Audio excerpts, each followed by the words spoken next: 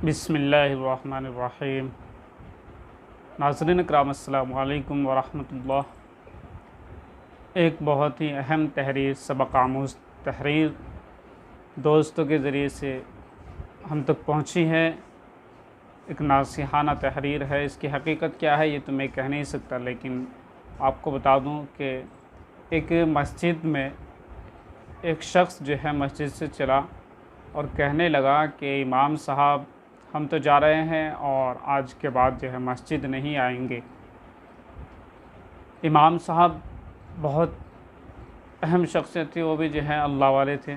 उन्होंने कहा, भाई जा तो रहे हो तो इसकी वजह तो बता दो, क्या बात हुई है। जा तो रहे हो आप, चले जाओ, लेकिन वजह बता के चले जाओ। उसने कहा, जी देखो मैं यहाँ आता हूँ मस्जिद में और मस्जिद में देखता हूँ एक इधर बैठा उसके हाथ में मोबाइल, कोई इधर बैठा उसके हाथ में मोबाइल, मैसेज देख रहा, दुआ मांग रहे तब भी मैसेज देख रहे हैं, मोबाइल देख रहे हैं। कोई इधर कोने में बैठकर एक दूसरे की ग़ीबत कर रहा, चुगली कर रहा, बातें चल रही हैं। ये माहौल मस्जिद का बना रखा है, हम तब आएंगे नहीं। इमाम साहब ने कहा कि ठीक है आप चले जाएं, लेकिन एक काम करें पहले। इमाम साहब ने कहा, भाई चले तो जाएं, लेकिन थोड़ा सा एक काम कर ले पहले। कि जी बताएं। इमाम साहब ने उस शख्स को एक गिलास दिया और गिलास में पानी ऊपर तक भर दिया और उस शख्स से कहा कि आप जाएं मस्जिद का चक्कर लगा के आएँ। 2 चक्कर मस्जिद के लगाएं और फिर मेरे पास आएँ, लेकिन ध्यान रहे कि पानी का एक कतरा भी ना गिरे। इस शख्स ने कहा कि जी बिल्कुल, ये भी कोई बड़ी बात है, बिल्कुल आराम से मैं इसको कर सकता हूँ। और वो गया और गिलास को लेकर के, पानी का भरा हुआ गिलास, मस्जिद के 2 चक्कर लगाए और बग़ैर एक कतरा भी गिरे वापस इमाम साहब के पास आ गया और खुशी खुशी कहने लगा कि देखिए इमाम साहब, मैं चक्कर लगाया और एक कतरा भी नहीं गिरा। इमाम साहब ने कहा, ठीक है अच्छी बात है, लेकिन मुझे अब ये बताए कि कौन कौन लोग वहाँ पर मोबाइल चला रहे थे और कौन कौन ग़ीबत कर रहे थे, वहाँ पर क्या हो रहा था मस्जिद के अंदर। अब वो शख्स कहने लगा कि जी इमाम साहब, मेरा तो सारा ध्यान, सारा कंसंट्रेट, तवज्जो पूरी मेरी गिलास पर थी कि एक भी कतरा ना खिंडना चाहिए। मैं तो इस पर ध्यान जमाया हुआ था, मैंने तो ध्यान ही नहीं करा कि कौन बैठा है वहाँ, कौन बात कर रहा है, कौन मोबाइल चला रहा है, कौन मैसेज देख रहा है, मेरा तो इस पर ध्यान ही नहीं गया। तो इमाम साहब ने कहा कि बस यही तो बात है, यही चीज़ तो हमें सिखलाई गई है कि आप जो हैं मस्जिद में आ रहे हैं तो सिर्फ़ अल्लाह की रज़ा के लिए, अल्लाह को खुश करने के लिए, अल्लाह से लो लगा के मस्जिद के अंदर आएँ। जब आपका ताल्लुक़ अल्लाह रब्बुल इज़्ज़त से जुड़ जाएगा, आप अल्लाह की रज़ा के लिए आएंगे, अल्लाह की खुशनुदी के लिए आएंगे, तो आपको पता भी नहीं चलेगा। जब आपकी तवज्जो अल्लाह की तरफ होगी, अल्लाह को राज़ी करने के लिए होगी, आपको पता भी नहीं चलेगा कौन यहाँ खेल रहा है, कौन बातें कर रहा है, कौन जो है मोबाइल देख रहा है, कौन मैसेज देख रहा है, आपको कुछ ख़बर ही नहीं होगी। तो दोस्तों, यही आज हमारी हकीकत है। हमें यही समझा गया है कि आप कुरान और हदीस के मुताबिक अमल करते जाएं और ये ना देखें ये मुसलमान वो है, ऐसा मुसलमान है, ये मुसलमान यूँ कर रहा, वो मुसलमान यूँ कर रहा।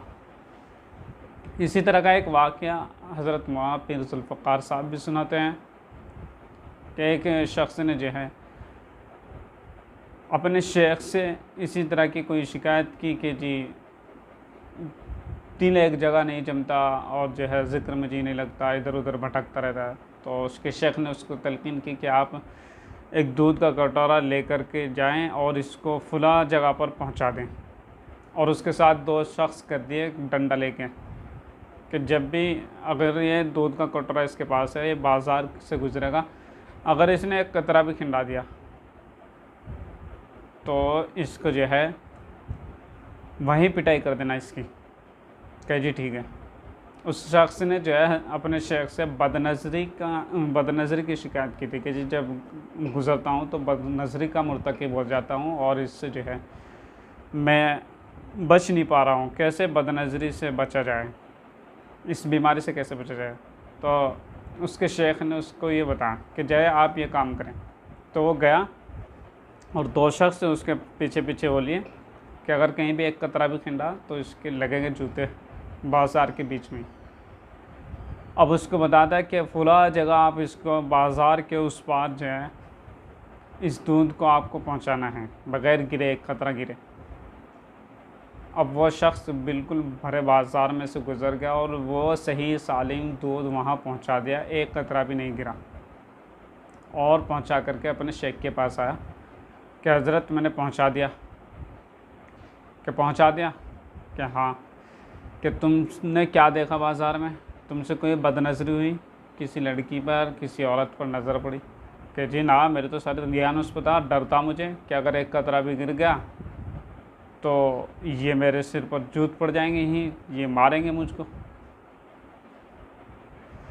तो शेख साहब ने फरमाया कि बस यही अल्लाह वालों का हाल होता है कि उनसे बदनज़री इसीलिए नहीं होती कि उनके दिल के अंदर हर वक्त अल्लाह का डर रहता है और क़यामत का मंज़र उनके सामने रहता है कि कल क़यामत के दिन अल्लाह रब्बुल इज़्ज़त के सामने पेश होना होगा।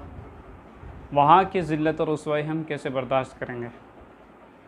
तो मेरे दोस्त और अज़ीज़ साथियों, यही चंद चीज़ें हैं। अपने आप को अल्हम्दुलिल्लाह अब लॉकडाउन के बाद दोबारा फिर से जो है खानक़ाहें भी तकरीबन शुरू होने लगी हैं, मसाजिद भी शुरू होने लगी हैं। अपना आप को बनाए, वक्त को ज़ाय मत करे, अल्लाह के अहकामात को देखें, नबी पाक सल्लल्लाहु अलैहि वसल्लम के तरीक़ों को देखें, नबी पाक सल्लल्लाहु अलैहि वसल्लम के हदीस मुबारक को देखें। अल्लाह ताला हम सबको अमल की तौफ़ीक़